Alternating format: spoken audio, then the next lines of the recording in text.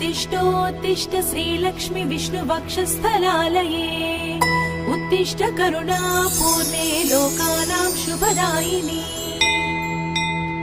श्रीपद्ममध्यवसिते वरपद्मनेत्रे श्रीपद्महस्तचिरपूजित पद्मपादे श्रीपद्मजातजननी शुभपद्मवक्त्रे श्रीलक्ष्मी भक्तवरदे तव सुप्रभातम्। जाम्बोनदाभसमकान्ति विराजमाने तेजोस्वरूपिणि सुवर्ण विभूषणाङ्गी सौवर्ण वस्त्र परिवेष्टित दिव्य देहे श्रीलक्ष्मी भक्तवरदे तव सुप्रभातम्। सर्वार्थ सिद्धिप्रद विष्णु मनोनुकूले सम्प्रार्थिता किल जनावन दिव्यशीले